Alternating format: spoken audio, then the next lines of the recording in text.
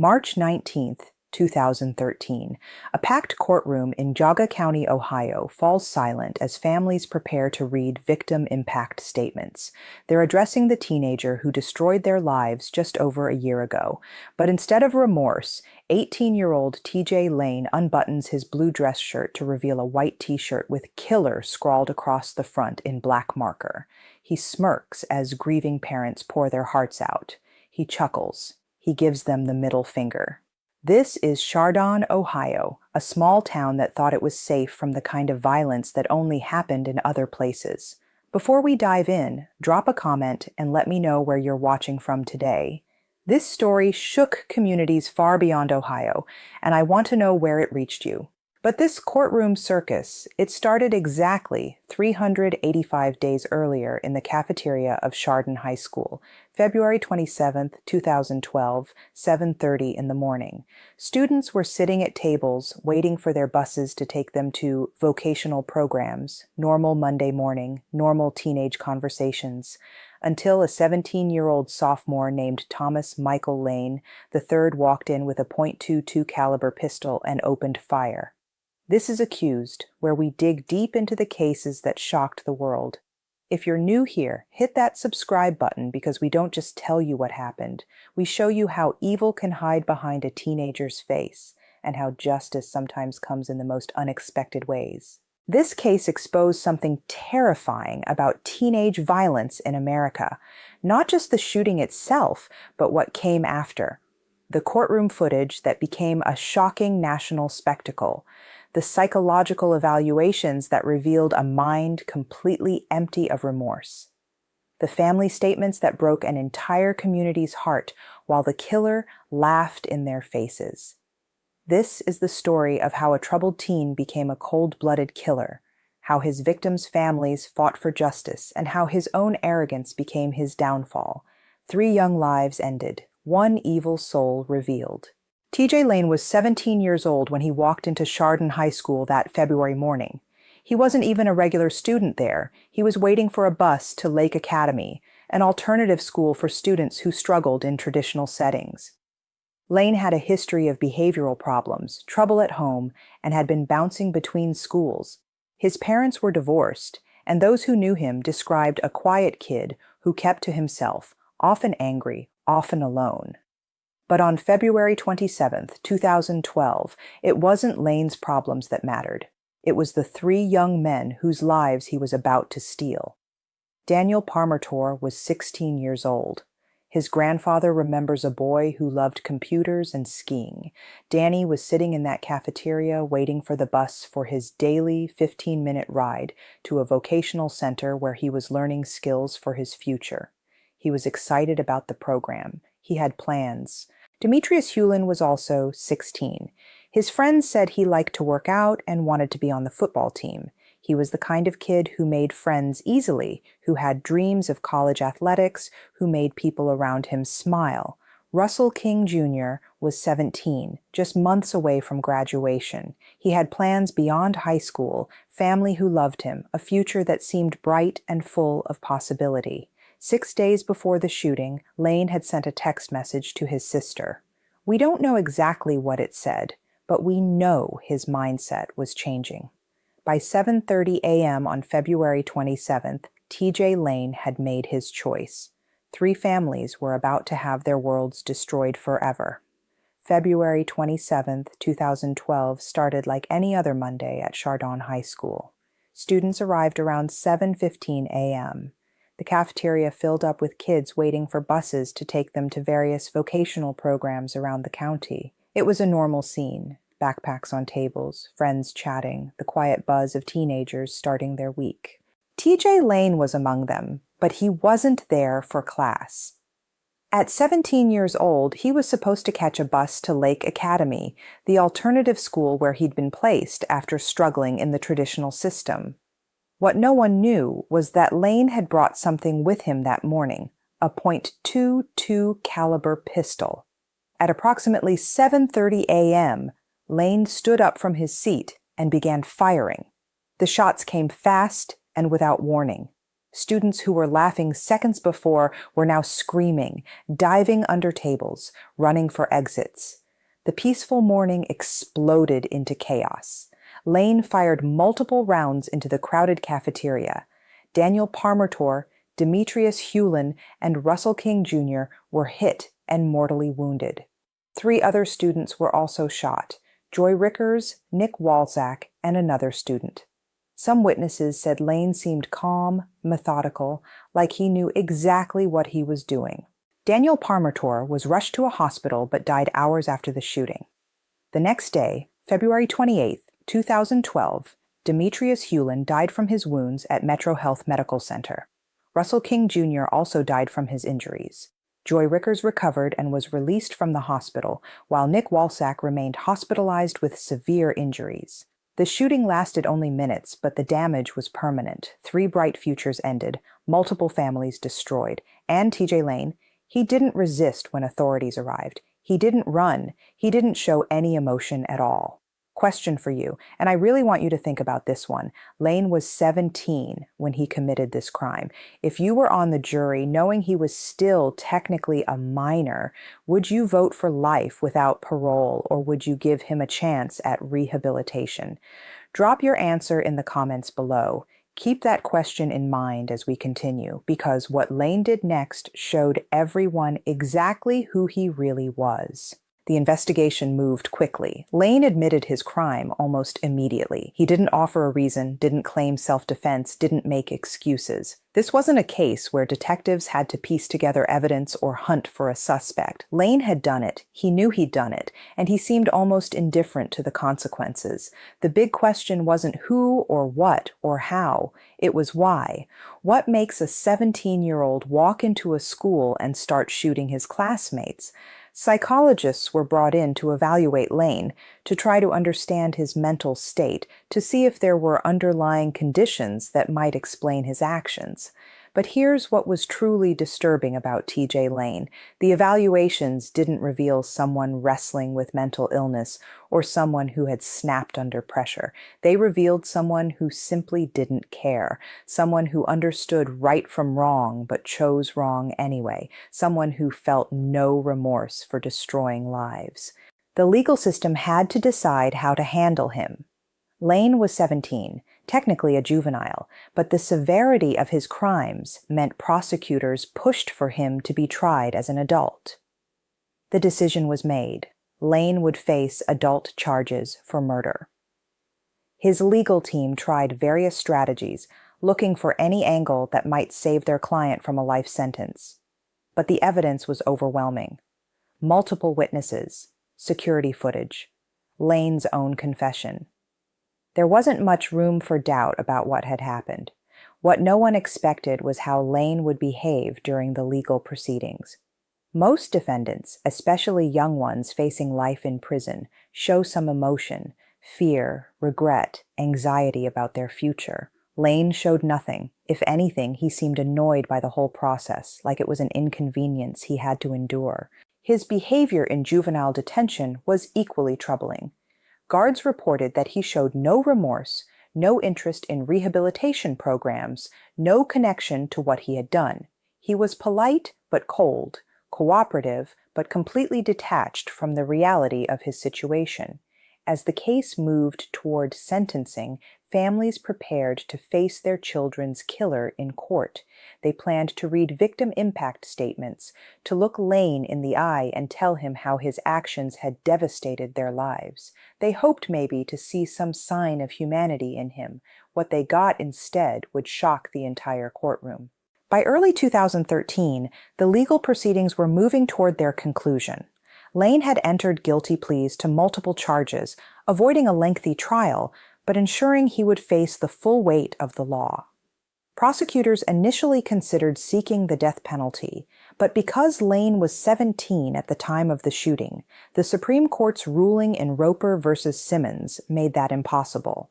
The maximum sentence would be life without parole. Defense attorneys continued to push for any alternative to a life sentence. They argued Lane's age, his troubled background, anything that might convince a judge to show mercy. But the facts of the case made mercy hard to justify. 3 dead teenagers, families destroyed, a community traumatized, and a defendant who showed absolutely no remorse. Judge David Furry would preside over the sentencing hearing. Furry was known as a fair but firm judge, someone who took victim impact statements seriously and who understood the weight of the decisions he made. He prepared for what would be an emotional day in court as families confronted their children's killer. The families of Daniel Parmertor, Demetrius Hewlin, and Russell King Jr. prepared their statements carefully.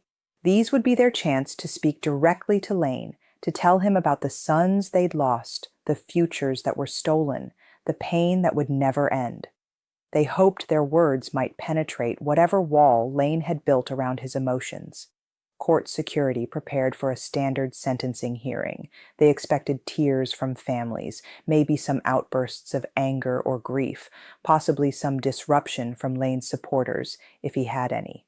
What they didn't prepare for was Lane himself becoming the disruption. March 19, 2013 arrived, the courtroom filled with family members, reporters, and community members who had followed the case.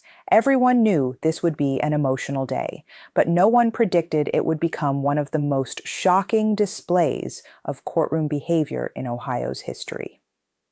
March 19, 2013. T.J. Lane, now 18 years old, entered the courtroom for his sentencing hearing. He was wearing a blue dress shirt, looking relatively normal for someone about to be sentenced for multiple murders. But as the hearing began, Lane did something that stunned everyone present. He unbuttoned his dress shirt to reveal a white t-shirt underneath. Scrawled across the front in black marker was one word: killer. The courtroom fell silent.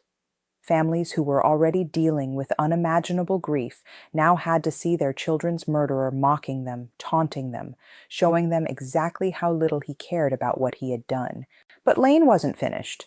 As family members began reading their victim impact statements, pouring their hearts out about the sons they would never see graduate, get married, or have children of their own, Lane smirked.